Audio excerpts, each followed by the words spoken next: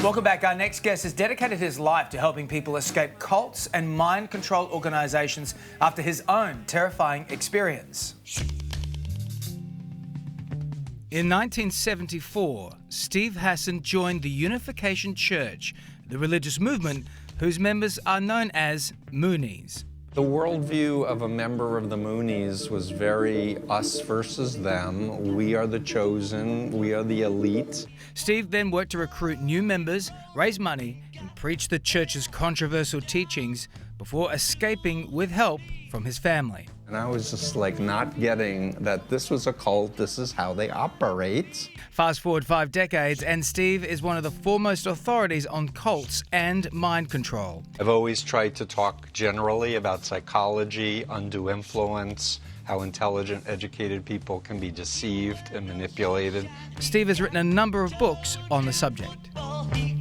Yeah, it's fascinating, and Steve joins us now. Hey, Steve. Hey, Steve. Pleasure. How are you? Great to have you on. You were in the Unification Church for more than 2 years, and you've said that you were so loyal to the cause that you pledged to die or kill at Moon's command. Is that what pushed you to leave the church? Not at all. I was fanatical. I was a leader. Basically, what happened was I fell asleep at the wheel of a van due to sleep exhaustion, drove into the back of a tractor-trailer truck at 80 miles an hour, was in the hospital, and contacted my sister, which led to a deprogramming, which took 5 days. And on the 4th of the 5th day, coming from a Jewish upbringing, I said, I don't care if Moon is like Hitler. I've chosen to follow him, and I'll follow him to the end. Wow. And fortunately, I woke up on the 5th day, and I went, he's a liar. Yeah. How could he be a man of God if he's a liar? Absolutely. And started thinking again. Well, and questioning it. you're now one of the foremost authorities on cults and mind control. And how did you get into this career?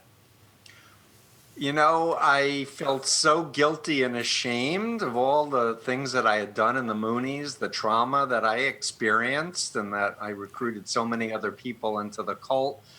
And I just wanted to right the wrong. And also I wanted to do therapy on myself. I really wanted to understand brainwashing and mind control and hypnosis. That led to a career as a mental health professional. And I started writing about and teaching about this. And now it's 44 years later, I've done The Cult of Trump for Simon & Schuster. And we'll get onto that book again in a second, but I want to talk to you about deprogramming people, because I guess cultism has become something different in the world of the internet. You know, we're seeing people protest here in Australia now against, they think that 5G is something to do with COVID. They think that QAnon is a conspiracy theory run by the deep state. If your family member goes down this Facebook cultish path where you can't save them, how do you even start deprogramming them, Steve?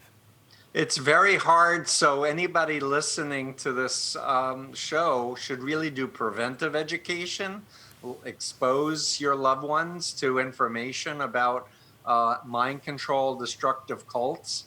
And what's really changed is the digital age, where people are being isolated in their minds and not necessarily in isolated compounds.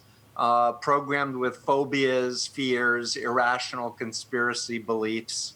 And it essentially, the approach I've developed is a ethical influence approach I call the strategic interactive approach, where I work with family and friends, ex-members, and I encourage them to ask questions in a way that doesn't make the person defensive, put them down, teach them about mind control in other cases. And with my work with Trump believers, teaching them about Chinese communist brainwashing, or how traffickers or pimps groom and indoctrinate slaves, is the way into explaining mind control. Right. And it's really a process of empowerment where people have to start reality testing what's true and what's a belief, and who's credible.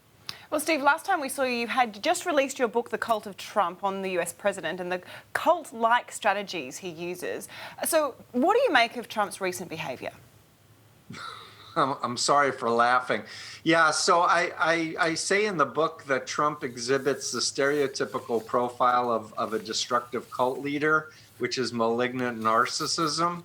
And I talk about all the different cults that are actually influencing him and are in his base.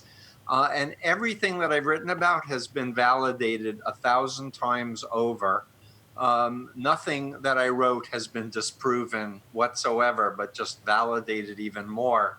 And he, I believe, is wanting to sow chaos. He wants to encourage a division and hatred. And I'm afraid he's going to try to impose an authoritarianism in the US. And whether or not he can pull it off, I'm heartened by how many Republican military strategists as well as politicians are speaking out that he's really harming America. He really is. All right, well, Steve Hassan, great to see you again. We will speak to you again soon. The book is called The Cult of Trump. Thank you, my friend.